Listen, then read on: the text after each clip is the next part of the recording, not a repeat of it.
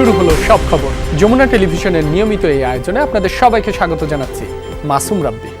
কোনো দল বা গোষ্ঠী নয়, জনগণ পরিবর্তন চেয়েছে বলেই জুলাই অভ্যুত্থান সফল হয়েছে, এমন মন্তব্য করে প্রধানমন্ত্রী তারেক রহমান বলেছেন, সেই জনগণের অধিকার প্রতিষ্ঠা করাই হবে বিএনপি সরকারের রাজনীতি।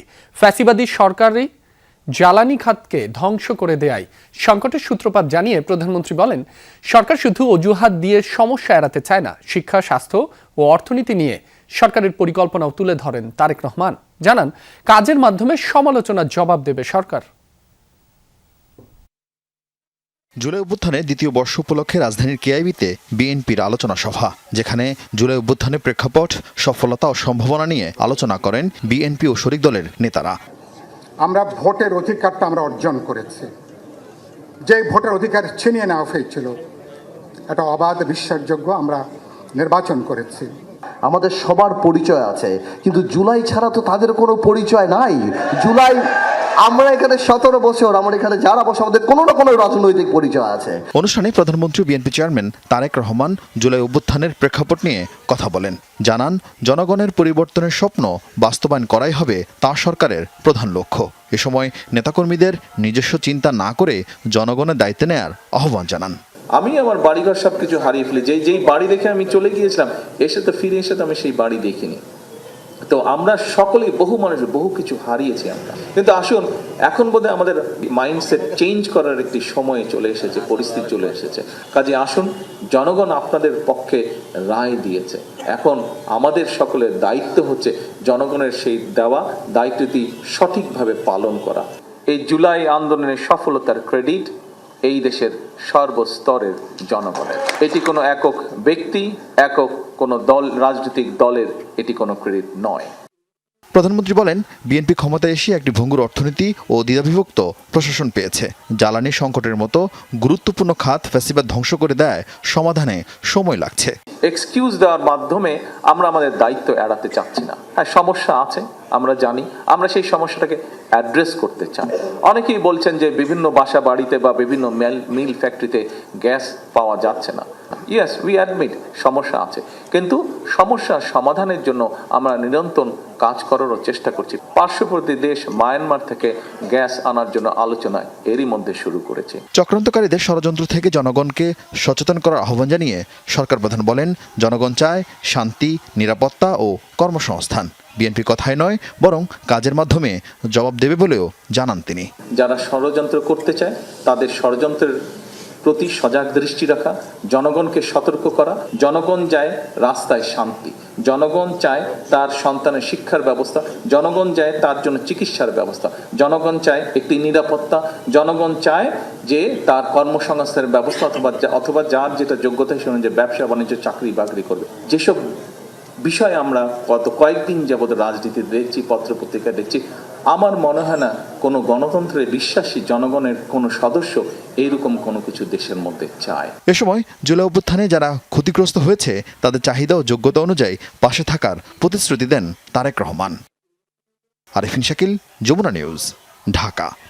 রাজধানীর 3টি শিক্ষা প্রতিষ্ঠানে ছাত্রদল ও ছাত্র শিবিরের সংঘর্ষে উত্তপ্ত হয়ে ওঠে ক্যাম্পাস। আলিয়া মাদ্রাসা, ঢাকা কলেজ ও জগন্নাথ বিশ্ববিদ্যালয়ে দফায় দফায় সংঘর্ষ, ধাওয়া পাল্টা ধাওয়া এবং হামলার ঘটনা ঘটেছে। পরে আইন শৃঙ্খলা বাহিনীর অবস্থানে নিয়ন্ত্রণে আসে পরিস্থিতি। বিস্তারিত মশিউর রনিকের প্রতিবেদনে।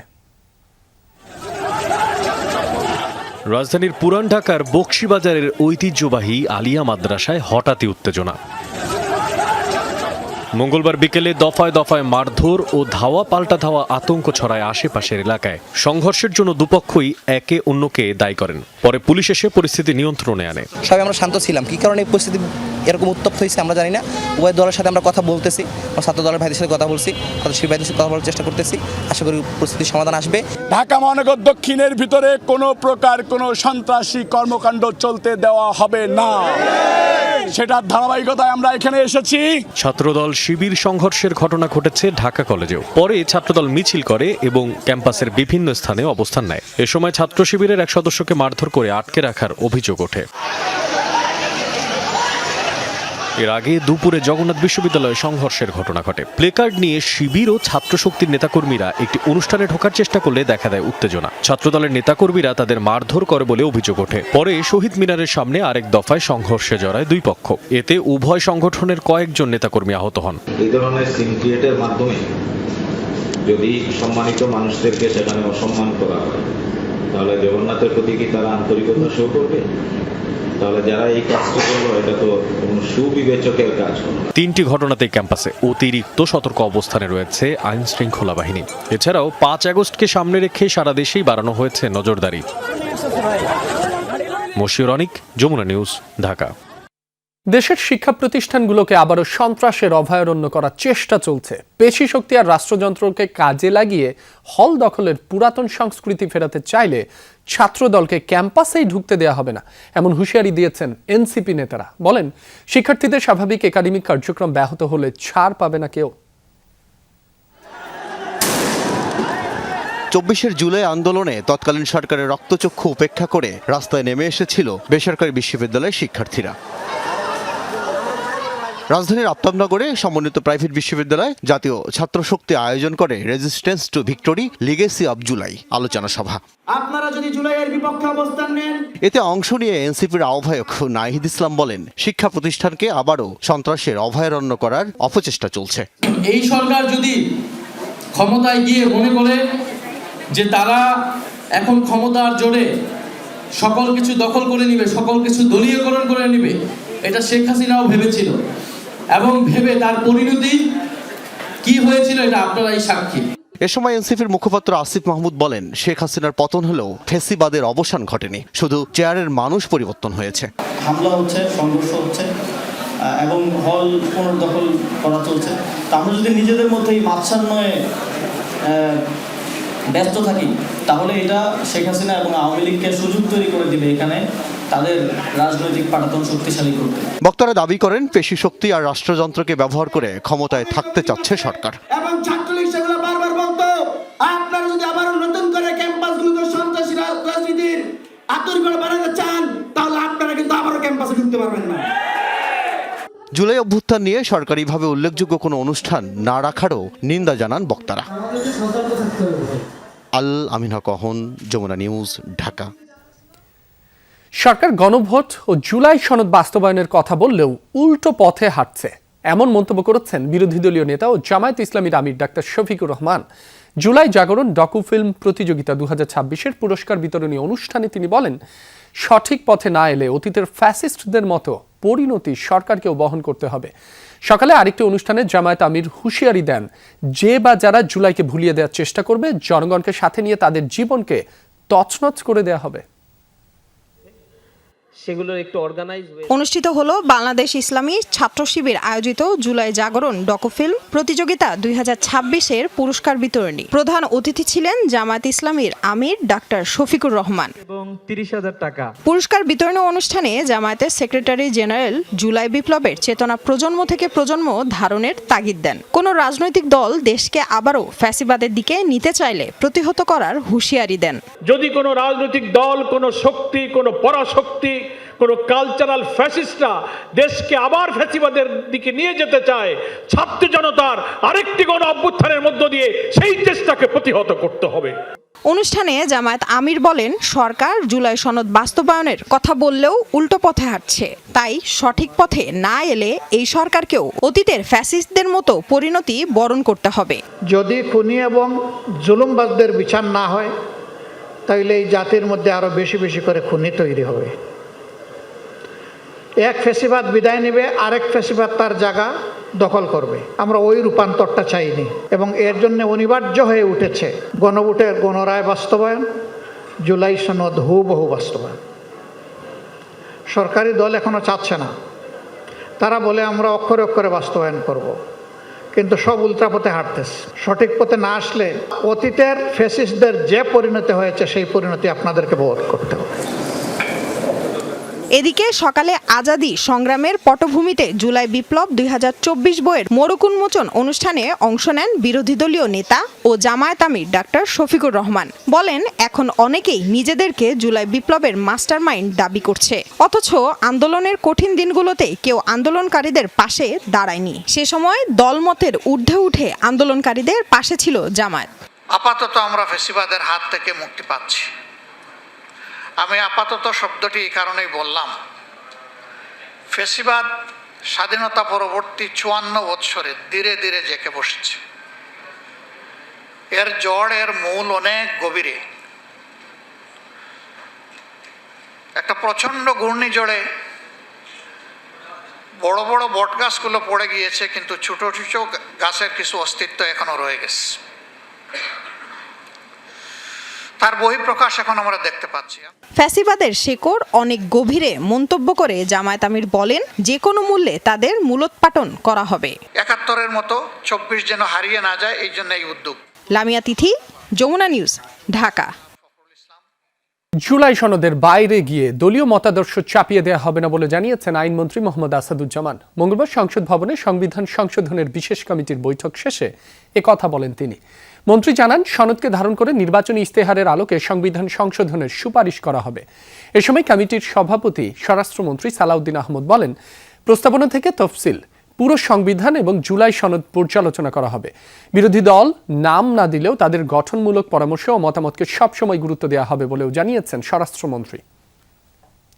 আমরা সকল বিরোধী দলীয় যারা দল আছেন, সদস্য আছেন, তাদের সকলের পরামর্শ আমরা গ্রহণ করব। তারা যদি মিটিংয়ে এসে দেয় ভালো, মিটিংয়ের বাইরে দিলেও আমরা সেটা গ্রহণ করব, লিখিতভাবে যদি দেয়। জুলাই সনদকে সামনে রেখে, জুলাই সনদকে বৃত্তায়ন করে, জুলাই সনদকে ধারণ করে, জুলাই চেতনাকে ধারণ করে আমার সংবিধান সংশোধনের পথে আমি এগিয়ে যাব। জুলাই সনদকে বাইপাস করে আমি আমার রাজনৈতিক মতাদর্শ বা অন্য কিছু চাপিয়ে দেবো, সেটা আমরা করব না। গাজীপুরে মাদ্রাসার অধ্যক্ষ আলামিনকে গুমের ঘটনার রহস্য উদ্ঘাটন করেছে ট্রাইব্যুনালের তদন্ত সংস্থা। 18 দিন পাশবিক নির্যাতনের পর তার মৃত্যু হলে মরদেহ ফেলে দেওয়া হয় ধলেশ্বরী নদীতে, এমন তথ্য উঠে এসেছে তদন্ত সংস্থার প্রতিবেদনে। এ ঘটনায় সিটিটিসির সাবেক প্রধান আসাদুজ্জামান, এডিসি ইশতিয়াক সহ 5 জনকে অভিযুক্ত করে প্রসিকিউশনের কাছে প্রতিবেদন দিয়েছে তদন্ত সংস্থা। গাজীপুর মহানগর এলাকার একটি মাদ্রাসার অধ্যক্ষ ছিলেন আবুল হোসেন আল আমিন। 2023 সালের 30 জানুয়ারি ডিবি পুলিশ পরিচয়ে মাদ্রাসা থেকে তুলে নেওয়া হয় তাকে। এরপর আর খোঁজ পাওয়া যায়নি আল আমিনের।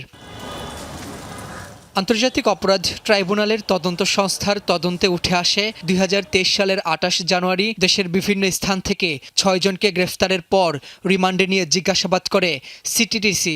সেই সূত্র ধরেই তৎকালীন সিটিটিসির এডিসি ইশতিয়াক আহমেদের নেতৃত্বে একটি টিম 30 জানুয়ারি গাজীপুরের ইবনে মাসউদ মাদ্রাসা থেকে ধরে নেওয়া হয় আল আমিনকে। পরবর্তীতে মিন্টু রোডের সিটিটিসি কার্যালয়ে আল আমিনকে টানা 18 দিন শারীরিক নির্যাতন করা হয়। এক পর্যায়ে অসুস্থ হয়ে পড়লে কেন্দ্রীয় পুলিশ হাসপাতালে মারা যান আল আমিন। মৃত্যুর ঘটনা ধামাচাপা দিতে কেরানীগঞ্জের তুলসীখালী সেতুর উপর থেকে ধলেশ্বরী নদীতে ফেলে দেওয়া হয় মরদেহ। এ ঘটনায় সম্প্রতি ট্রাইব্যুনালের প্রসিকিউশনের কাছে প্রতিবেদন দিয়েছে তদন্ত সংস্থা। অভিযুক্ত করা হয়েছে তৎকালীন সিটিটিসি প্রধান আসাদুজ্জামান, এডিসি ইশতিয়াক, তৎকালীন পুলিশ পরিদর্শক আসাদুজ্জামান মিয়া সহ 5 জনকে।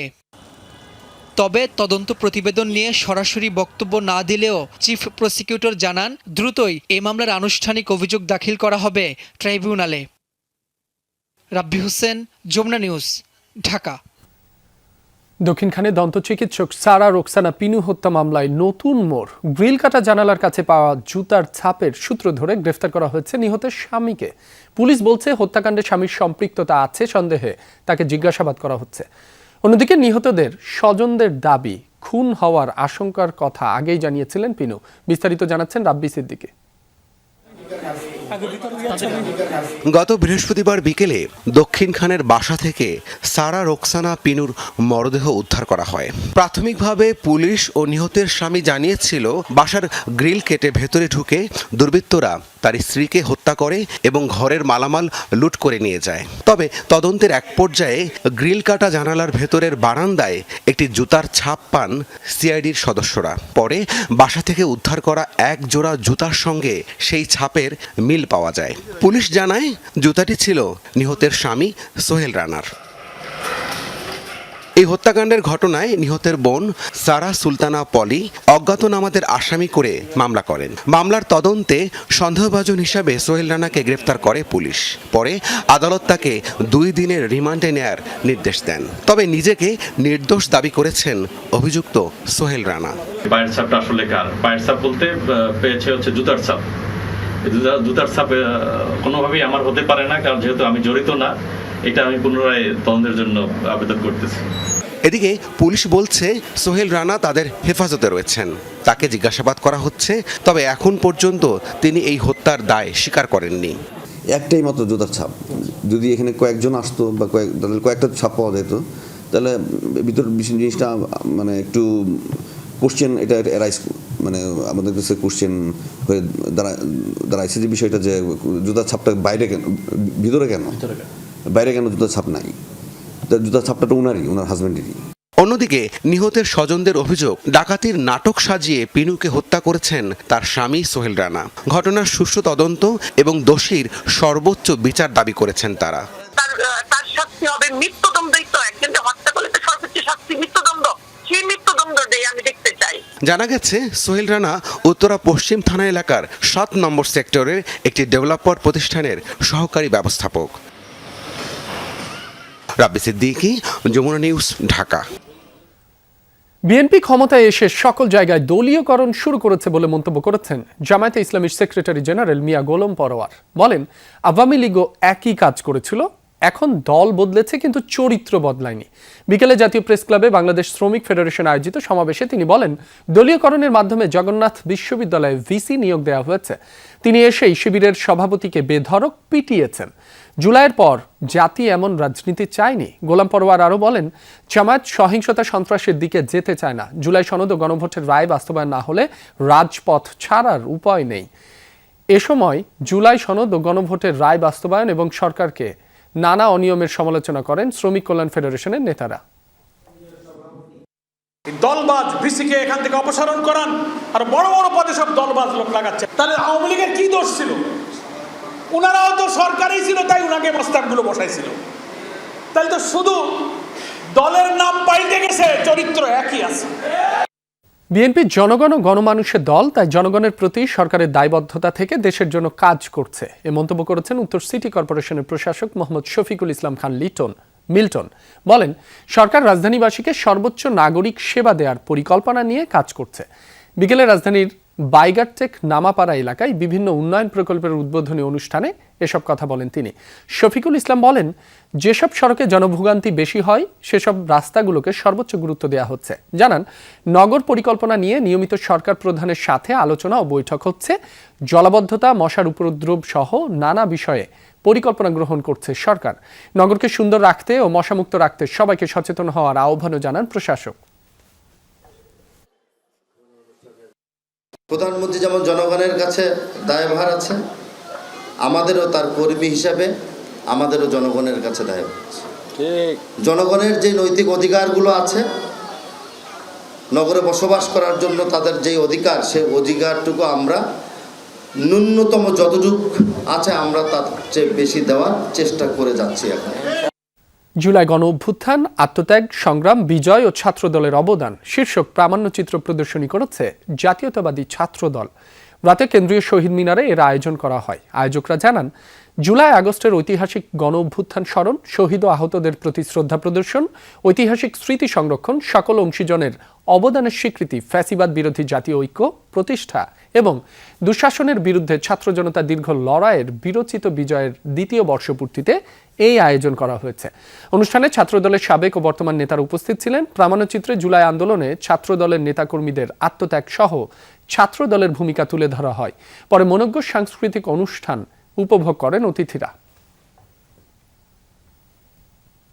হাতকড়া নিয়েই মায়ের জানাজা পড়লেন নীলফামারী জেলা যুবলীগের সাধারণ সম্পাদক ও সাবেক উপজেলা পরিষদের চেয়ারম্যান শাহিদ মাহমুদ।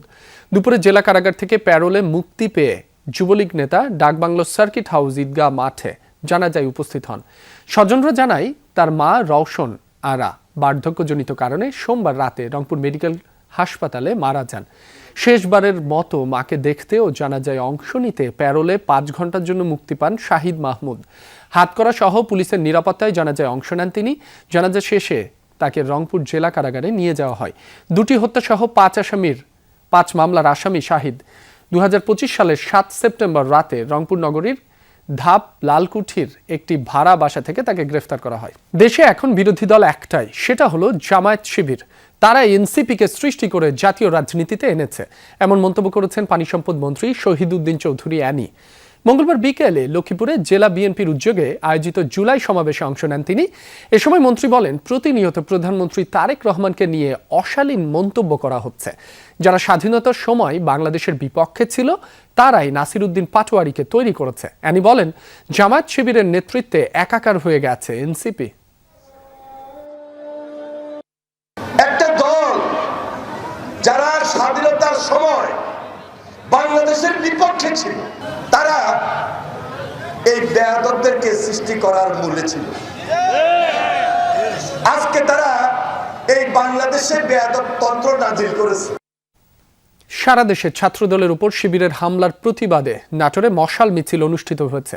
মঙ্গলবার সন্ধ্যায় পৌর এলাকা থেকে বড়াইগ্রাম শহর ছাত্রদলের আহ্বায়ক মাসুম রেজার নেতৃত্বে মশাল মিছিলটি বের হয়। বিভিন্ন এলাকা প্রদক্ষিণের পর সমাবেশের আয়োজন করা হয়। এ সময় বক্তারা বলেন, দেশে নৈরাজ্য সৃষ্টির জন্য পরিকল্পিতভাবে ছাত্রদলের উপর সন্ত্রাসী হামলা চালানো হচ্ছে। অবিলম্বে এই অপতৎপরতা কঠোরভাবে দমন করতে আইন শৃঙ্খলা বাহিনীর হস্তক্ষেপ কামনা করেন তারা।